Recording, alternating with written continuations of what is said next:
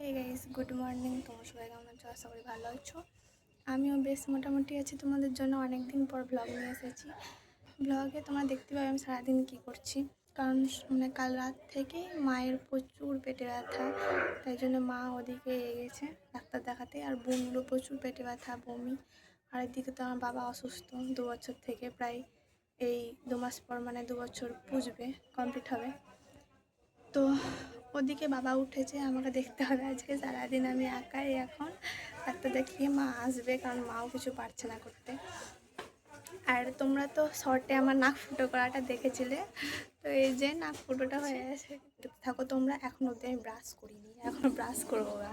তো দেখো সবজিগুলো পিসি দিয়ে পাঠিয়েছে, আর এখন এগুলো আমি ফ্রিজে ভরতে যাচ্ছি, কারণ গরমের টাইম নষ্ট পচে টচে যাবে। আর সব কিছু কাজ সেরে আসার পর আমি এখন টাইম পেলাম ব্রাশ করার, তাই ব্রাশ করে নিই।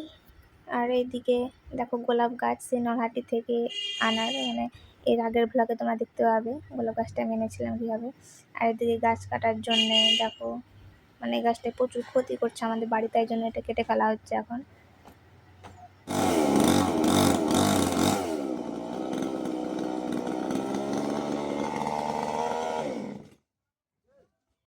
আর এখানে আমি এখন কিছু সবজি কাটবো, শসা তরকারি ভাতের তরকারি হবে, তাই জন্যে।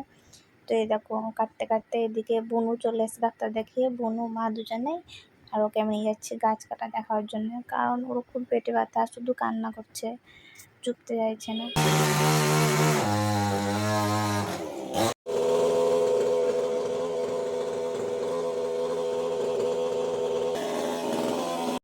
আমার প্রত্যেকবার কাজ করতে গিয়ে আঙুল কাটবেই, এবারও তাই। আজকে বেশি কাজ করেছি ফেলেছি, বাস কেটে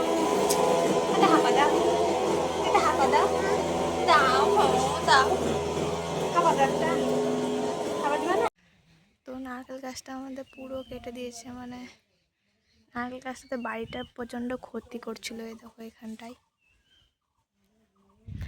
কাদের দিকে মেঘ উঠেছে কমেন্ট করো। আমার দিকে আজকে মেঘ মেঘ। প্রচণ্ড অসুস্থ হয়ে পড়েছে, আরও কাজ বাকি আছে, এগুলো ঝাঁট দিতে হবে।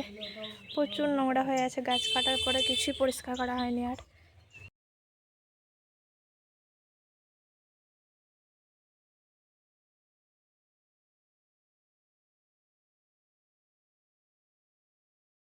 আর এইদিকে পরের দিন সকালে আমি বনুকে নিয়ে একা ডক্টর দেখাতে গেছিলাম, কারণ প্রচুর শরীর খারাপ।